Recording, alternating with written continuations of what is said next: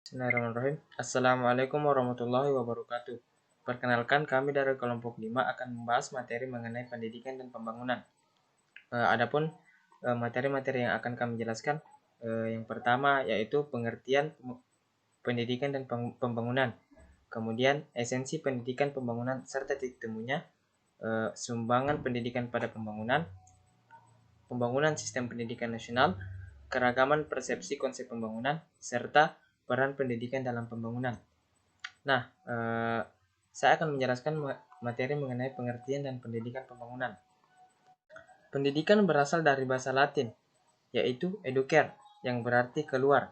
Pendidikan adalah proses membimbing manusia dari kegelapan kebodohan menuju kecerahan pengetahuan, atau dari tidak tahu menjadi tahu. Dalam arti luas, pendidikan baik formal maupun informal meliputi segala hal yang memperluas pengetahuan manusia. Pendidikan menduduki posisi sentral dalam pembangunan, karena sasarannya adalah peningkatan kualitas sumber daya manusia. Sukses tidaknya pembangunan itu sangat ditentukan oleh keberhasilan di dalam pembangunan rohaniah, yang secara bulat diartikan pembangunan manusia. Dan yang terakhir ini menjadi tugas utama pendidikan. Jadi, apabila dalam kehidupan manusia tidak dibarengi dengan pendidikan, otomatis kehidupan manusia itu tidak akan terarah dengan baik. Begitu pula sebaliknya, apabila kehidupan manusia dengan dibarengi dengan pendidikan, maka kehidupannya pun akan terarah menjadi lebih baik. Selanjutnya, esensi pendidikan dan pembangunan serta titik temunya. Kata pembangunan lazimnya diasosiasikan dengan pembangunan ekonomi dan industri, yang selanjutnya diasosiasikan dengan dibangunnya pabrik-pabrik, jalanan, jembatan, sampai kepada pelabuhan, alat-alat transportasi, komunikasi, dan sejenisnya. Tetapi, itu belum menggambarkan esensi dari pembangunan. Dinyatakan dalam GBHN, hakikat pembangunan nasional adalah pembangunan manusia Indonesia. Pernyataan tersebut dapat diartikan bahwa yang menjadi tujuan akhir pembangunan adalah manusia, yaitu dapatnya dipenuhi hajat hidup jasmani dan rohaniah sebagai makhluk individu, makhluk sosial, dan makhluk religius, agar dengan demikian dapat meningkatkan martabatnya selaku makhluk. Sebagai objek pembangunan, manusia dipandang sebagai sasaran yang dibangun. Dalam hal ini, pembangunan meliputi ikhtiar ke dalam diri manusia berupa pembinaan pertumbuhan jasmani dan perkembangan rohani yang meliputi kemampuan penalaran, sikap diri, sikap sosial, dan sikap terhadap lingkungannya, tingkat hidup yang positif, serta keterampilan kerja. Ikhtiar ini disebut pendidikan.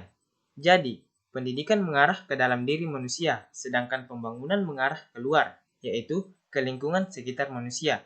Jika pendidikan dan pembangunan dilihat sebagai satu garis, maka keduanya merupakan suatu garis yang terletak kontinu yang saling mengisi. Proses pendidikan pada satu garis menempatkan manusia sebagai titik awal, pembangunan yang dapat memenuhi hajat hidup masyarakat luas, serta mengangkat martabat manusia sebagai makhluk. Baik, saya akan melanjutkan materi ketiga, yaitu sumbangan pendidikan pada pembangunan. Pendidikan sebagai upaya yang bulat dan menyeluruh hasilnya tidak segera dapat dilihat. Ada jarak penantian yang cukup panjang antara dimulainya proses usaha dengan tercapainya hasil. Jika pembangunan dipandang sebagai sistem makro, maka pendidikan merupakan sebuah komponen atau bagian dari pembangunan. Sumbangan pendidikan terhadap pembangunan dapat dilihat pada beberapa segi. Pertama, segi sasaran pendidikan. Yang kedua, segi lingkungan pendidikan. Yang ketiga, segi jenjang pendidikan. Yang keempat, segi pembinaan kerja atau sektor kehidupan. Sumbangan pendidikan pada pembangunan yang pertama adalah segi sasaran pendidikan. Pendidikan adalah usaha sadar yang ditunjukkan kepada peserta didik agar menjadi manusia yang berkepribadian kuat dan utuh serta bermoral tinggi. Jadi tujuan citra manusia pendidikan adalah terwujudnya citra manusia yang dapat menjadi sumber daya pembangunan yang manusiawi. Yang kedua, segi lingkungan pendidikan. Klasifikasi ini menunjukkan peran pendidikan dalam berbagai lingkungan atau sistem. Lingkungan keluarga, dalam hal ini pendidikan informal, lingkungan sekolah, pendidikan formal, lingkungan masyarakat. Nah, yang pertama adalah lingkungan keluarga. Di dalam lingkungan keluarga, anak dilatih berbagi kebiasaan yang baik, tentang hal-hal yang berhubungan dengan kecekatan, kesopanan, dan moral. Yang kedua, lingkungan sekolah. Di lingkungan sekolah, peserta didik dibimbing untuk memperluas bekal yang telah diperoleh dari lingkungan kerja keluarga berupa pengetahuan, keterampilan, dan sikap. Yang ketiga, lingkungan masyarakat. Di lingkungan masyarakat, peserta didik memperoleh bekal praktis untuk berbagai jenis pekerjaan, khususnya mereka yang tidak sempat melanjutkan proses belajarnya melalui jalur formal. Selanjutnya, dari segi jenjang pendidikan. Jenjang pendidikan dasar, pendidikan menengah, dan pendidikan tinggi memberikan bekal kepada peserta didik secara berkesinambungan. Yang keempat, segi pembinaan kerja atau sektor kehidupan. Pembinaan kerja menurut sektor kehidupan meliputi antara lain bidang ekonomi, hukum, sosial, politik, keuangan, perhubungan, dan komunikasi, pertanian, pertambangan, pertahanan, dan lain-lain. Pembinaan dan pengembangan bidang-bidang tersebut hanya mungkin dikerjakan jika diisi oleh orang-orang yang memiliki kemampuan seperti yang dibutuhkan. Orang-orang yang dimaksud hanya tersedia jika pendidikan berbuat untuk itu. Selanjutnya, pembangunan sistem pendidikan nasional. Yang pertama, mengapa sistem pendidikan harus dibangun? Jadi, menurut Leopold, setiap pendidikan harus berurusan dengan manusia karena hanya manusia yang dapat dididik dan harus selalu dididik. Manusia adalah satu-satunya makhluk yang dikaruniai potensi untuk selalu menyempurnakan diri. Bisa dikatakan manusia hanya akan mengejar kesempurnaan agar dekat dengan kesempurnaan, tetapi tidak akan pernah menyatu dengan kesempurnaan itu sendiri. Persoalan tentang bagaimana wujud manusia sebagai makhluk yang ingin menyempurnakan diri, tetapi yang tidak kunjung dapat sempurna itu, banyak dibahas oleh para filosofi di dalam bidang filsafat. Untuk dapat menyongsong suasana hidup yang diperlukan itu, sistem pendidikan yang harus berubah. Jika tidak, maka pendidikan sebagai an agent of social change atau agen perubahan sosial tidak akan berfungsi sebagaimana mestinya. Strukturnya, kurikulum, pengelolaannya, tentang kependidikan mau tidak mau harus disesuaikan dengan tuntunan baru tersebut. Yang kedua, wujud pembangunan sistem pendidikan. Secara makro, sistem pendidikan meliputi banyak aspek yang selalu sama bertali erat, yaitu yang pertama, hubungan antar aspek-aspek. Aspek filosofi, keilmuan, dan yuridis menjadi landasan bagi butir-butir yang lain, karena memberikan arah serta mewadai butir-butir yang lain. Meskipun aspek filosofi itu menjadi landasan, tetapi tidak harus diartikan bahwa setiap terjadi perubahan filosofi dan yuridis harus diikuti dengan perubahan aspek-aspek yang lain itu secara total. Yang kedua, aspek filosofi keilmuan. Aspek filosofi berupa penggarapan tujuan nasional pendidikan, rumusan tujuan nasional yang tentunya memberikan peluang bagi pengembangan sifat hakikat manusia yang bersifat kodrati yang berarti pula bersifat wajar. Ketiga, aspek yuridis. Undang-Undang Dasar 1945 sebagai landasan hukum pendidikan sifatnya relatif tetap.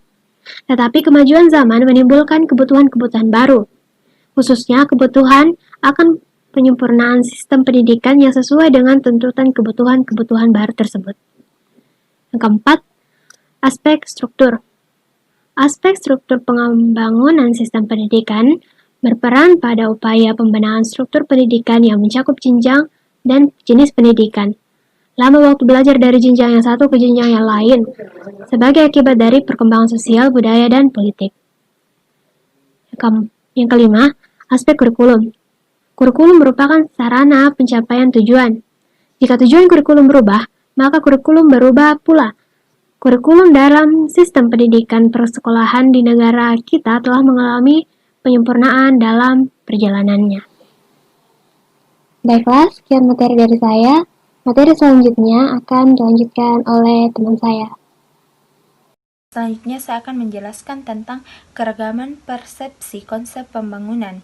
Nah, seperti yang telah dikatakan oleh Fletcher, pembangunan adalah suatu yang alami bagaimana manusia, masyarakat, dan negara untuk membangun potensi yang ada pada dirinya. Jadi, pembangunan itu semestinya mencakup manusia dan lingkungannya. Nah, bila kita analisis secara filosofi, pembangunan terjadi dalam ruang yang berinteraksi penuh dengan faktor budaya, sosial, dan historis yang bersamaan dalam suatu kelompok atau masyarakat. Selanjutnya, peran pendidikan dalam pembangunan. Beberapa peran pendidikan dalam pembangunan. Yang pertama, mengembangkan teknologi baru. Hasil pendidikan adalah orang yang terdidik yang mempunyai kemampuan melakukan penelitian dan pengembangan teknologi baru. Yang kedua, menjadi tenaga produktif dalam bidang konstruksi. Orang-orang terdidik hasil pendidikan juga masuk dan aktif bekerja dalam bidang konstruksi dalam menghasilkan rancang bangun berbagai pabrik dan perusahaan. Yang ketiga, menjadi tenaga produktif yang menghasilkan barang dan jasa. Orang-orang terdidik hasil pendidikan menjadi pula masukan bagi perusahaan-perusahaan dan pabrik-pabrik sebagai tenaga kerja yang produktif, yang aktif menghasilkan barang dan jasa. Yang keempat, pelaku generasi dan penciptaan budaya. Orang-orang terdidik hasil pendidikan tidak hanya merevisi kebudayaan masa lampau, tetapi juga sekaligus individu-individu atau sekelompok individu yang melakukan perbaikan dan menciptakan unsur-unsur kebudayaan baru berdasarkan budaya lama yang dimilikinya. Mereka inilah yang memelihara dan memperbaiki nilai-nilai budaya dalam masyarakat. Dan yang terakhir adalah konsumen barang dan jasa. Orang-orang terdidik hasil pendidikan merupakan generasi baru yang mengkonsumsi barang dan jasa yang dihasilkan dari pabrik-pabrik dan perusahaan-perusahaan. Nah, sebagai konsumen, mereka adalah konsumen yang memiliki banyak jenis kebutuhan dan lebih kritis dalam menggunakan barang dan jasa dibandingkan orang yang tidak atau kurang terdidik. Sekian dari presentasi kami. Apabila ada pertanyaan, dilanjutkan di Google Classroom. Terima kasih.